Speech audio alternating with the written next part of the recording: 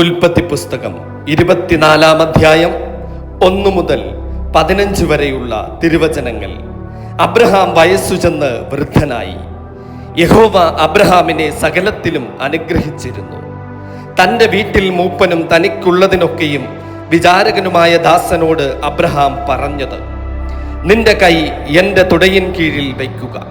ചുറ്റും പാർക്കുന്ന കനാന്യരുടെ കന്യകമാരിൽ നിന്ന് നീ എൻ്റെ മകന് ഭാര്യയെ എടുക്കാതെ എൻ്റെ ദേശത്തും എൻ്റെ ചാർച്ചക്കാരുടെ അടുക്കലും ചെന്ന് എൻ്റെ മകനായ ഇസഹാക്കിന് ഭാര്യയെ എടുക്കുമെന്ന് സ്വർഗത്തിനും ഭൂമിക്കും ദൈവമായ യഹോവയുടെ നാമത്തിൽ ഞാൻ നിന്നെ കൊണ്ട് സത്യം ചെയ്യിക്കും.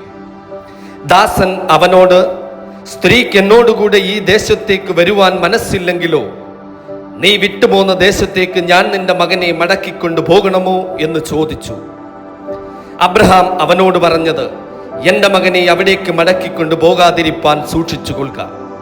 എൻ്റെ പിതൃഭവനത്തിനും ജന്മദേശത്തു നിന്നും എന്നെ കൊണ്ടുവന്നവനും എന്നോട് അരുളി ചെയ്തവനും നിന്റെ സന്തതിക്ക് ഞാൻ ഈ ദേശം കൊടുക്കുമെന്ന് എന്നോട് സത്യം ചെയ്തവനുമായി സ്വർഗത്തിൻ്റെ ദൈവമായ യഹോവ എൻ്റെ മകന് നീ ഒരു ഭാര്യയെ അവിടെ നിന്ന് കൊണ്ടുവരുവാൻ തക്കവണ്ണം നിനക്ക് മുൻപായി തൻ്റെ ദൂതനെ അയക്കും.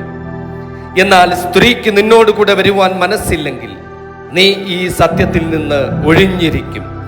എൻ്റെ മകനെ അവിടേക്ക് മടക്കിക്കൊണ്ടു പോക മാത്രം അരുത്. അപ്പോൾ ദാസൻ തൻ്റെ യജമാനനായ അബ്രഹാമിൻ്റെ തുടയിൻ കീഴിൽ കൈവച്ച് അങ്ങനെ അവനോട് സത്യം ചെയ്തു. അനന്തരം ആ ദാസൻ തൻ്റെ യജമാനന്റെ ഒട്ടകങ്ങളിൽ 10 ഒട്ടകങ്ങളെയും യജമാനന് വിശേഷ വസ്തുക്കളെയും കൊണ്ട് പുറപ്പെട്ട് മെസൊപ്പൊത്താമ്യയിൽ നാഹോറിന്റെ പട്ടണത്തിൽ ചെന്നു. വൈകുന്നേരം സ്ത്രീകൾ വെള്ളം കോരുവാൻ വരുന്ന സമയത്ത് അവൻ ഒട്ടകങ്ങളെ പട്ടണത്തിന് പുറത്ത് ഒരു കിണറ്റിനരികെ നിർത്തി പറഞ്ഞതെന്തെന്നാൽ, എൻ്റെ യജമാനനായ അബ്രഹാമിൻ്റെ ദൈവമായ യഹോവേ, എൻ്റെ യജമാനനായ അബ്രഹാമിനോട് കൃപ ചെയ്ത് ഇന്നു തന്നെ കാര്യം സാധിപ്പിച്ചു തരേണമേ. ഇതാ ഞാൻ കിണറ്റിനരികെ നിൽക്കുന്നു. ഈ പട്ടണക്കാരുടെ കന്യകമാർ വെള്ളം കോരുവാൻ വരുന്നു. നിന്റെ പാത്രം ഇറക്കി എനിക്ക് കുടിപ്പാൻ തരേണം എന്നു ഞാൻ പറയുമ്പോൾ, കുടിക്ക, നിന്റെ ഒട്ടകങ്ങൾക്കും കുടിപ്പാൻ കൊടുക്കണമെന്ന് പറയുന്ന സ്ത്രീ തന്നെ നീ നിന്റെ ദാസനായ ഇസഹാക്കിന് നിയമിച്ചവളായിരിക്കട്ടെ. നീ എൻ്റെ യജമാനനോട് കൃപ ചെയ്ത് എന്നു ഞാൻ ഇതിനാൽ ഗ്രഹിക്കും.